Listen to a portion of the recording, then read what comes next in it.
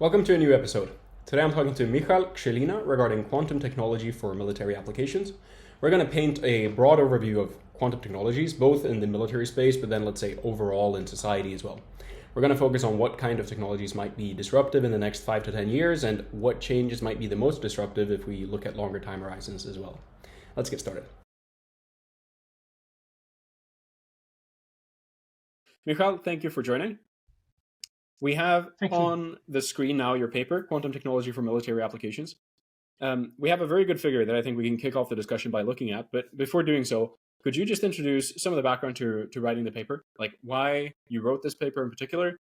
What led up to you having the idea to sort of summarize what the military applications of quantum technology are? Well, basically, my original background is in high energy theoretical nuclear and particle physics, and by time I felt for change. And I always was interested in a military application from childhood. I was very interested. So at one moment I was thinking, okay, can I use my knowledge on quantum, let's say, or advanced quantum theory fields and so on, and defense. So I started to study, and first actually I discovered it was papers about quantum radar. That's actually, you can see in the middle of this picture. Quantum radar is an extremely interesting concept that works in laboratory, but at the end it's not relevant for the army or military at the moment. And okay, then when I, let's say, kind of understood this quantum radar, so I wonder what more is around. So by time I also started some let's say collaboration. So and there was not any this kind of material that would like put all together like ideas. So I had this idea like map all ideas or imagination how quantum technologies could be used in a military. So that was like the real idea, just do kind of like a wider review, and it's mostly like mapping. It's at the end there is like some expectations, but for example, retrospectively today with much more knowledge, okay, I can be more precise. Like this is for sure not relevant. This actually can be interesting much earlier than it seems, and so on. So yes, that was the beginning.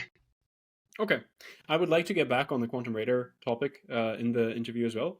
Maybe before we go there, it would make sense to summarize from a high-level perspective the figure we're looking at now. So this is sort of a comprehensive view of the different technologies that would be applicable, let's say, or where quantum technologies would be able to disrupt current state-of-the-art technologies, I suppose. Are there any ones here that are more important than the others? Like any ones that, let's say, within a span of 5 to 10 years could become relevant in terms of actually changing the landscape? Would you mind just giving an overview of which ones here would make sense, let's say, to focus on if we're looking at it from the perspective of time to market?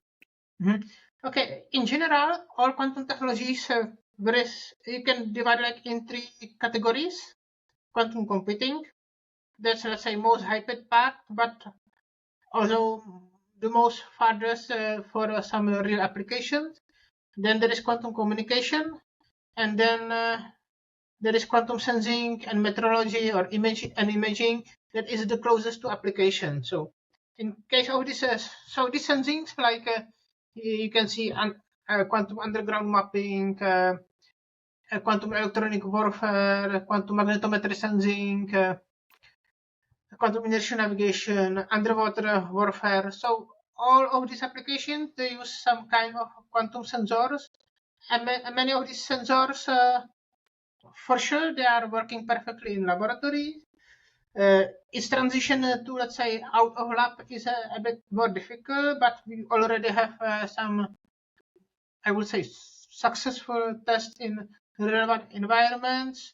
But still, let's say, for to reach a military grade, still we need a little bit more miniaturization, lower power assumptions, and so on. So definitely quantum sensing, and although I this year I participated in several conferences, and for sure this is the biggest topic for defense at the moment, except post-quantum cryptography. Okay, so you would say quantum sensing overall is the one that's closest to having any real implications for our current technologies. Would you mind summarizing? In the closest time, yes. Okay. Also, okay, I want to dive into the quantum sensors. Just before doing that, one more question would be, if we look at this not from the perspective of time to market now, but rather impact instead, do you think there are any of the technologies, whilst potentially being further away and acknowledging that this is very hard to predict, but are there any ones that you think could be disproportionately have a disproportionate impact compared to the others? Maybe in long term, yes, but it will not be any quantum leap. This quantum sensor, they will be at the beginning, let's say, a little bit better than classical, and then they will increase their performance and capabilities. One example is, for example, here I mentioned quantum inertial navigation. It's inertial navigation is a good system if you don't have GPS. It means in the case of when the GPS is jammed or you are under the water. But the problem is we have classical inertial navigation, but it has quite big drift. Drift means like, let's say, error for some time, for 1 hour or for a day. For example, the world, the international security, and let's say the status quo between the big actors like US, Russia, and Chinese is based on the nuclear triad. It means jets with nuclear bombs, ICBM, and nuclear submarines. And these nuclear submarines, they are kind of strategic asset that is supposed to be all time a secret position somewhere deep in the water. And as I mentioned, under the water you don't have a GPS, so they need to rely on this inertial navigation. But let's say this they make drift like several hundreds meters per day. So time by time they need to go up and synchronize with GPS, repair their position, and again down. And for example, theoretical predictions saying that quantum inertial navigation, you could be with submarine whole month with just an error just 100 meters. So it's a huge improvement. So of course, if you can hide this nuclear submarine longer under the water, it will provide you bigger, let's say, strategic advantage, because especially nuclear submarines are considered, let's say, one of the strongest in this nuclear triad. So, but of course, in reality, this drift error will be bigger, because we basically never reach the theoretical predictions, but we can expect some significant improvement. So this is like one example for all. Do you have a view of how these work? So not only from a very high level, like what the accuracy of these systems might be, but if we talk about just inertial navigation to begin with, and then also quantum inertial navigation, like how they differ in terms of approach. What do you use in the classical systems, and how would you leverage a quantum system now to make something more accurate? Well, still you need to somehow measure, let's say, inertial forces. For example, in classical, you need to have accelerometer and gyroscope. It's basically not complicated. Most probably, if you have, let's say, a kind of advanced smartphone, probably you have already in your smartphone. So the problem is in precision. In case of this inertial navigation, quantum, there are several physical principles. And one of most popular, they use interferometry using cold atoms. So it means you will take, let's say, a gas, a few atoms, by laser you cool them down, and you just, if you move left, the inertial force will apply to them. So, and because it's small, you have very precise measurement. You can see this shift much more precisely. So, but still you are, let's say, following some movement of atoms in this sense, and the same for rotation and so on. So basically, and so inertial navigation consists of a accelerometer, gyroscope, and precise timing. So in case of, if you want to be extra precise, it's essential to have some kind of more precise, like kind of atomic clocks. Okay, so if we talk about like the challenges of putting this in place in some form of vehicle, I would suppose, like either whether it be a submarine or something else. The challenges now, are they mainly related to, let's say, keeping a system isolated well enough? Like if you're cooling these atoms down with lasers, you would need to have very good insulation. And I would guess that puts a lot of power constraints, but also, let's say, volume constraints on where you can actually put this. Are those the main problems right now? Or are the problems more related to, let's say, the just maturity of the technology as such? Yes, exactly. This is a problem. I think around June there were like two independent press release regarding testing of not whole inertial navigation, but just quantum accelerometer in a one environment. One was on a boat and one on a plane. So on the boat, the size was a kind of like one ISO container. On the plane, it was a bit smaller.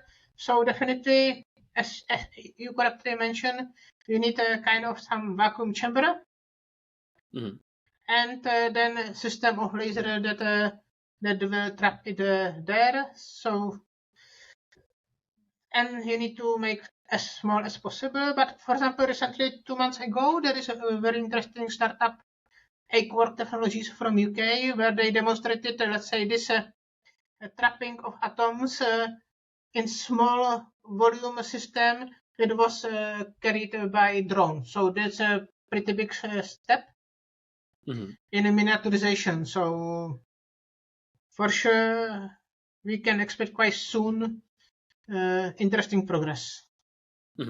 Okay. If we move over to the quantum radar that you introduced this talk with, would you mind describing what that is based on? Like, what's the principle there, and what is it that we're looking to improve with those kind of systems? Okay, in quantum radar, in principle, it's still radar. It means classical radar works that you send a signal somewhere, and if there is some kind of object, it will reflect back to you, and you will detect it. And this is, and then you need to, of course, identify if that object is your enemy or friend, and so on. But this principle of the sending some signal and that which needs to return back is completely the same in quantum radar, only with few modifications. First of all, we are working at the level of individual photons. Okay, so that's a big change because classical radar, they use megawatts of power. That's a huge amount of photons. So this is one change. And the second change, at the quantum level, there are several ways how you can realize it.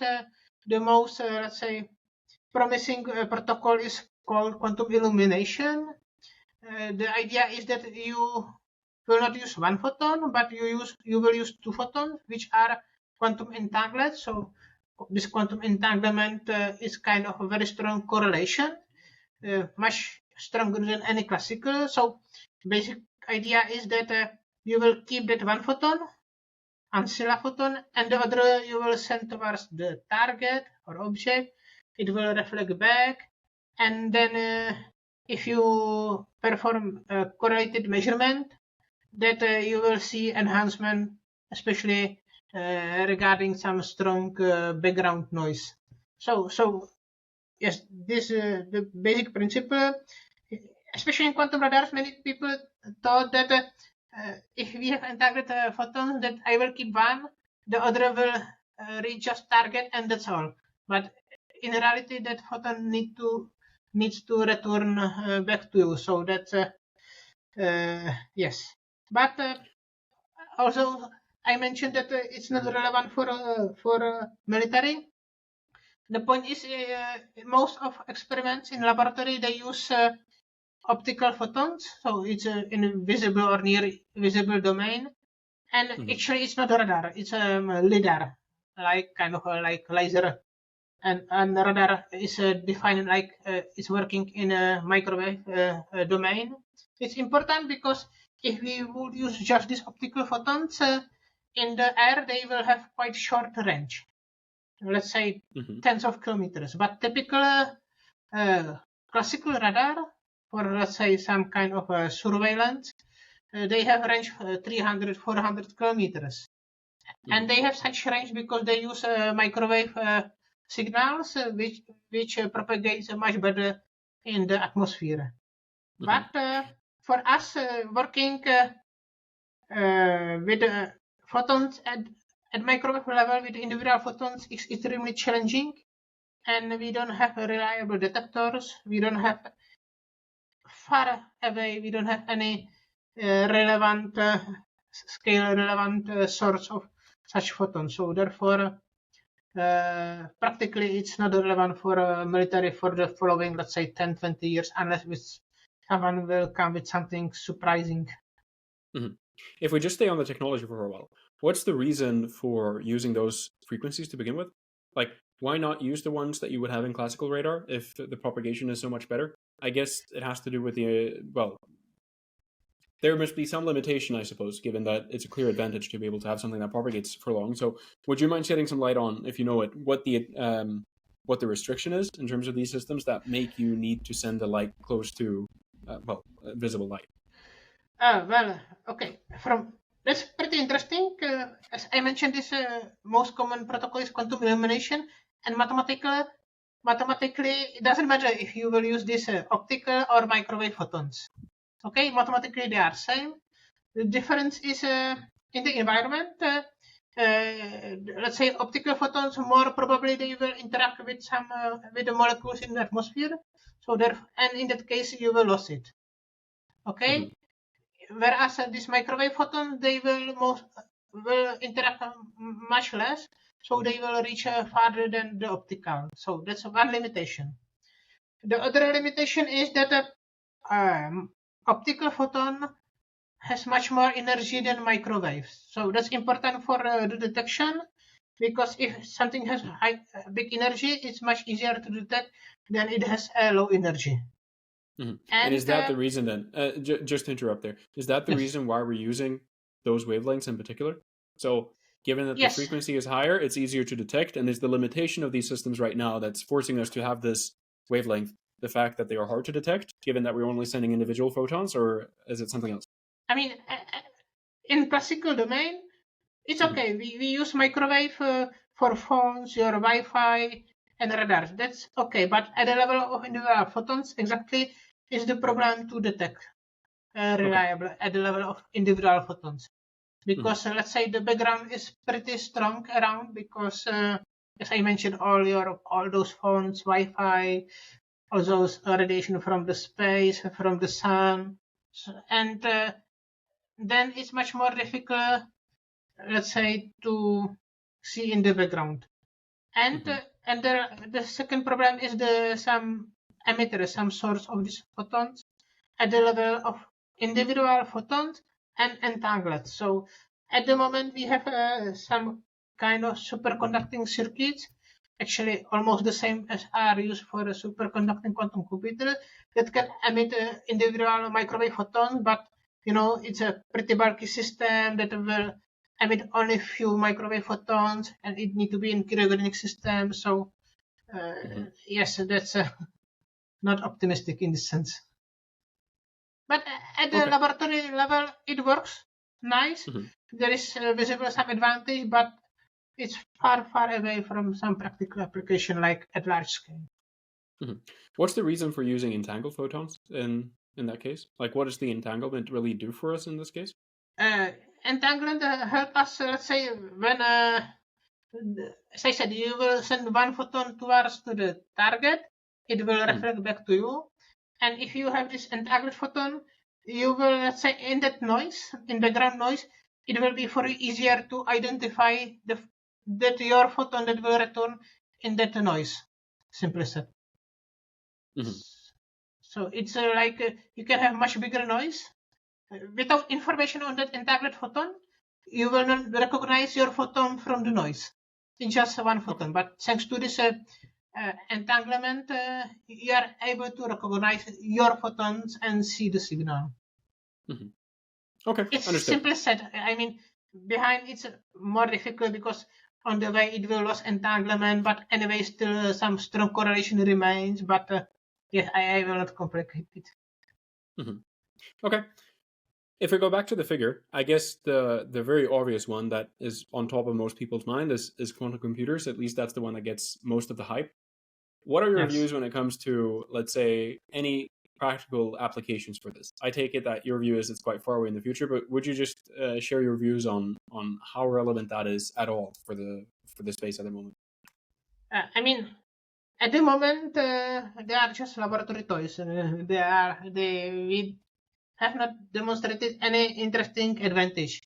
I mean, already 3 years ago, Google announced this quantum supremacy, where they perform some computation on quantum computers, and they claim the same computation would take 10,000 years on our best supercomputer.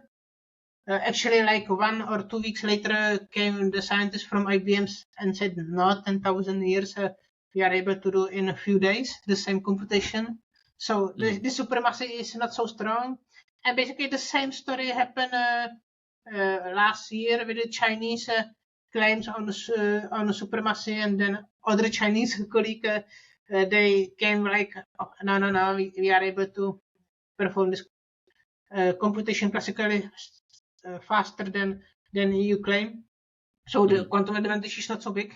But what both demonstrations have in common? Okay, we still see some small advantage, but both demonstrations, they use kind of let's say theoretical mathematical problem that has absolutely at the moment no practical application. So it's like, just kind of playing.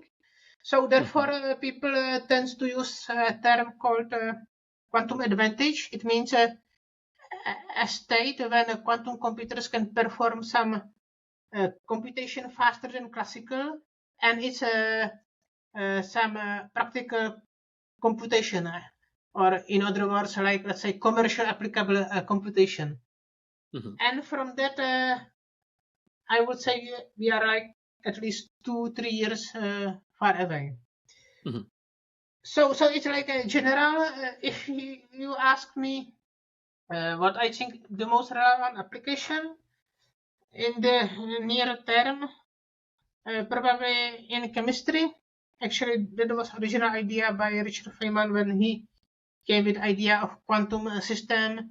So his idea was to create some controllable quantum system that will simulate another quantum system we are not able to well control. The advantage of this quantum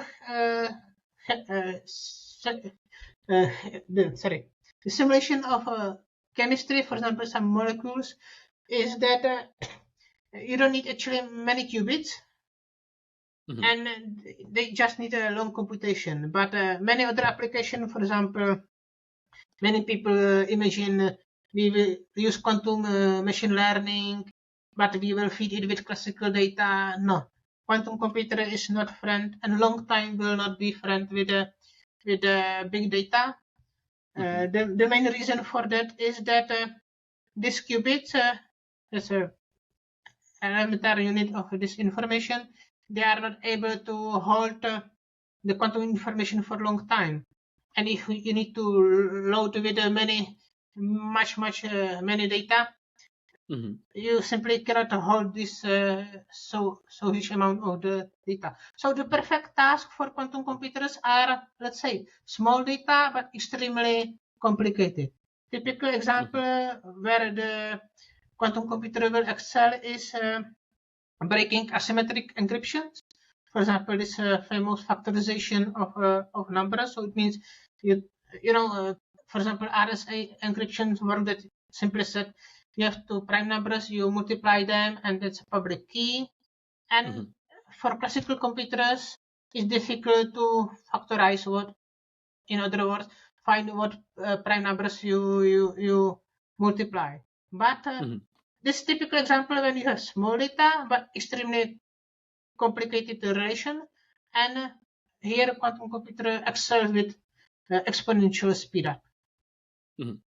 Okay, if we focus on this maybe for the last part here, when it comes to cryptography in particular, and sort of the algorithms for post-quantum cryptography that are now being stipulated, do you have a good overview of what those types of algorithms are? So I'm talking, for example, about the lattice algorithm and the likes that are now, as far as I understand, at the forefront of what we're trying to develop in terms of hedging ourselves to the threat of quantum computers for cryptography. Would you mind shedding some light on that? Yeah. Yes, it's pretty big topic, this post-quantum cryptography. I mean, okay, when you have this threat from quantum computing, you have principally two possible mitigation. You will use this post-quantum cryptography, or I will shortly use PQC, or you can use, again, quantum mechanics against quantum mechanics, in this case, quantum key distribution, or it's a part of quantum communication.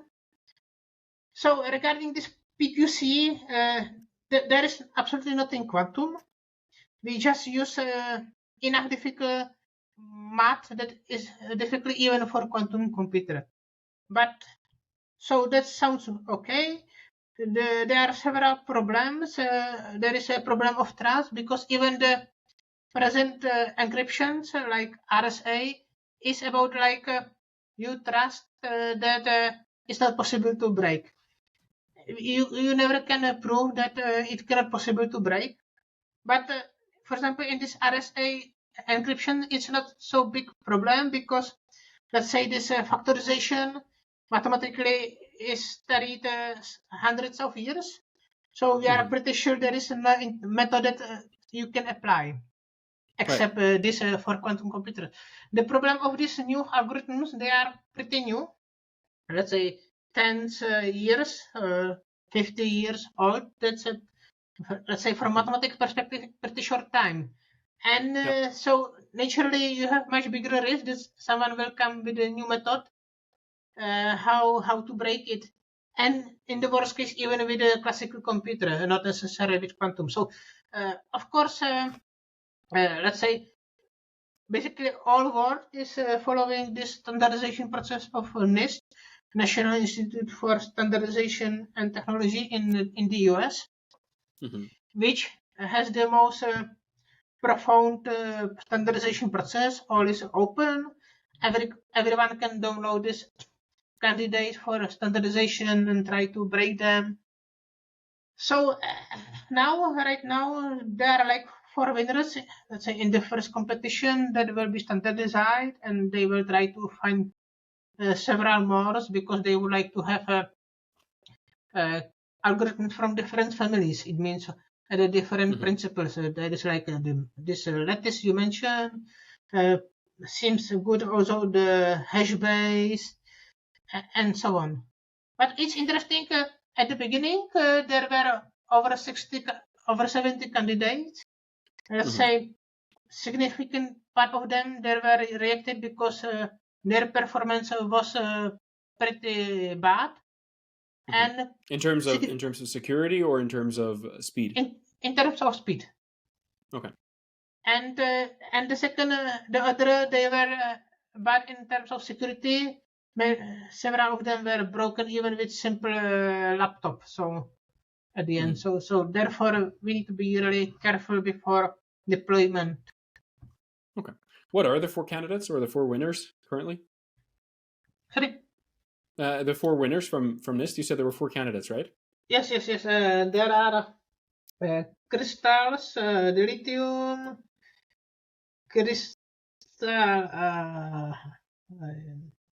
there's Things Plus, and I will not recall because they changed the naming as part of standardization. I can find later. Okay, it's fine. We can put it in the description of the video. But do you have a view on what, like, either one of those or a couple of them, like what the principle is that they're working on, like the underlying principle for that kind of cryptography? Do you have a sense of that, and could you summarize it? No, I'm sorry. No, not much. I mean, in the lattice, you are trying, you have n-dimensional space, and you are trying to find the shortest way between 2 points in this space. But this is not quantum, so I follow this process more from the perspective, let's say, of deployment or like alternative to quantum communication that I'm interested really in. But I don't go so deep in that. So sorry. No. Okay, no, that's fine. In terms of the other, let's say, areas that we have on the screen here, we have more of them than we're able to cover. Is there any of these that you think is something that's worth highlighting that we should focus on for some of the last minutes that we have? Okay, pretty interesting topic is regarding quantum communication. As I mentioned at the beginning, it's somewhere between quantum computing and quantum sensing regarding the time scale of deployment. More interesting is especially in Europe, because there is like a big project called EuroQCI, where the idea is that each member state will build his own national quantum network, and then this network will be interconnected. Simply said, what we are building is kind of first generation of quantum networks, which can provide you only one service, is this key quantum distribution. So it's an alternative to the public encryption. But when, let's say, we master better the work with the entanglement, then if we are able to build entanglement-based quantum networks, then we can offer many more services like distributed quantum computing, blind quantum computing, verification without revealing login and password, position-based verification, autonomous and secure voting, and many more. So this part is called quantum internet popularly. What is the reason for us not being able to do, let's say, cloud quantum computing right now? So my understanding is you can still send, let's say, requests to a quantum, let's say, computer that sits on a server connected to, let's say, a traditional computer. Why could you not just send the instructions for whatever computation needs to be done using a classical network and then have that returned? What is the need for a quantum communication network from that sense? That's a very good question. Of course, you can have like if you imagine you have two quantum computers, and each quantum computer will have, let's say, 20 qubits. It means that each computer power compared to classical computer, let's say power of classical computer will be 20, then power of quantum computer will be 2 to 20. Okay? And if, let's say, these two quantum computers you will connect by classical internet, so you just sum their power. It means twice 2 to 20. But if you connect them by a quantum network, this power is summed at the exponential level. So it means then the power will be 2 to 20 plus 20 is 2 to 40. So it rises exponentially. So therefore, it's pretty interesting because, for example, in case of superconducting qubits, it's actually a microscopic superconducting circuit. So it's quite big. So you cannot put, let's say, many qubits in one cryostation fridge. So you need to have more this cryostation. So one way how you, let's say, anyway rise exponentially in power is to interconnect them through quantum network. So okay, how does it facilitate, let's say, anonymous voting? I think you said as well as one application. Yes, like these topics of anonymizing things. Why is that facilitated by a quantum network? Well, it's specific application of this entanglement-based quantum network that let's how to call we can let's say each endpoint we can at the level of quantum protocol check he performed this voting We can uniquely identify him, but we don't need to keep his, let's say, information. But mathematically, we can prove that it's safe. So I'm not sure how to describe better without going extra deep. So Okay. yes. And safe in what sense? Safe at the point where, let's say, your servers are located, or safe means, throughout the entire chain? Safe means in the term that no one can eavesdrop it or change or intercept. No one can eavesdrop it. Okay. Yes, or modify.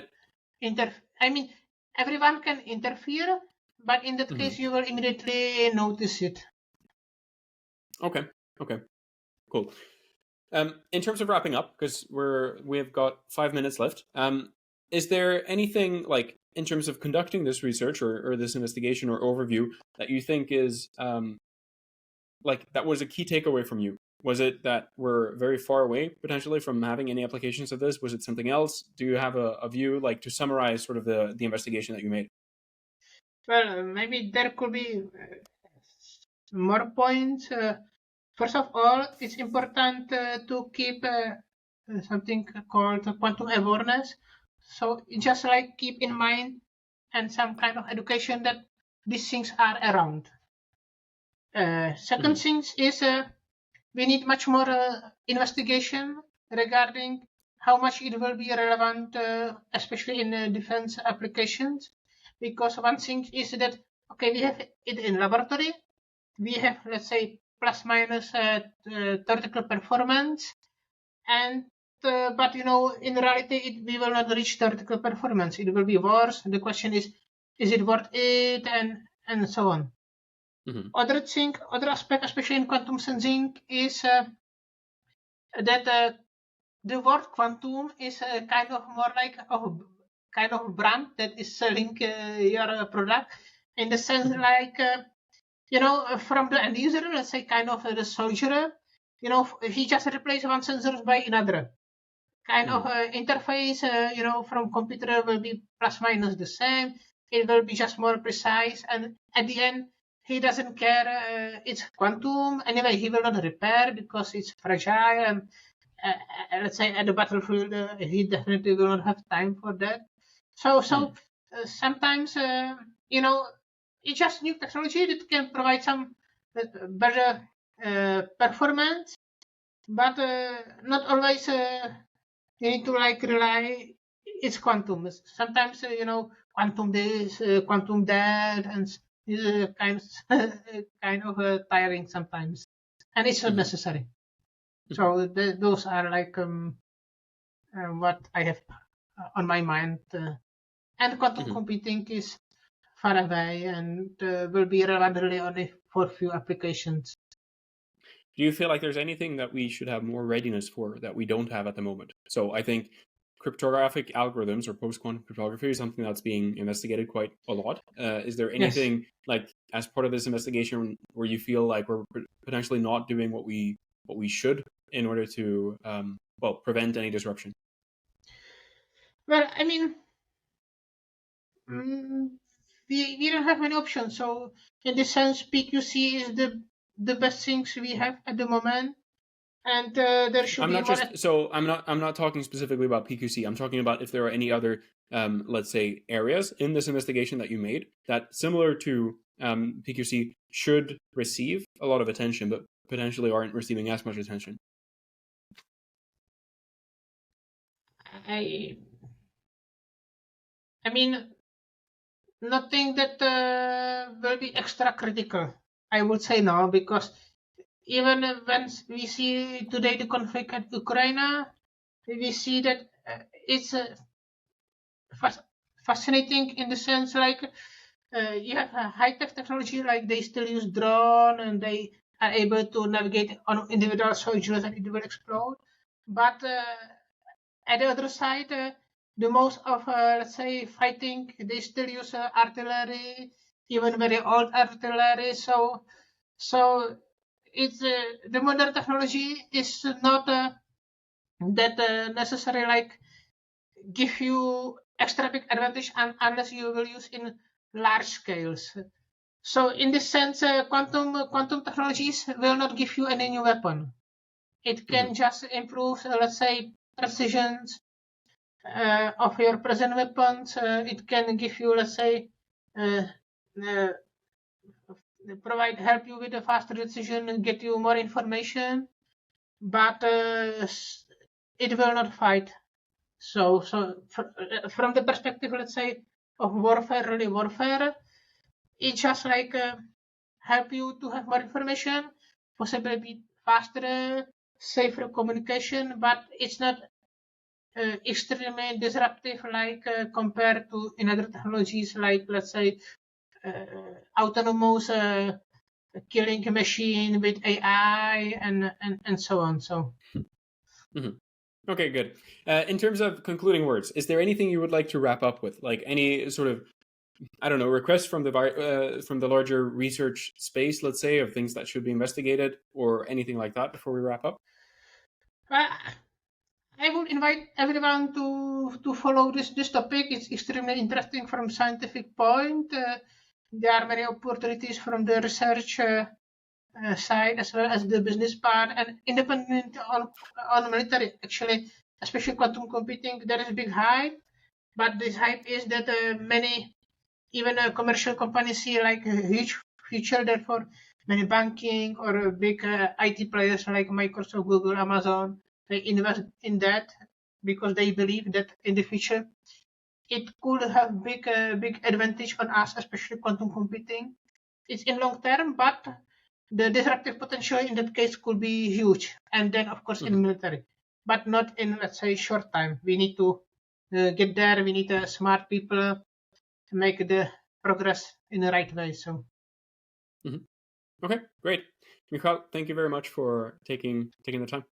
Thank you for the invitation.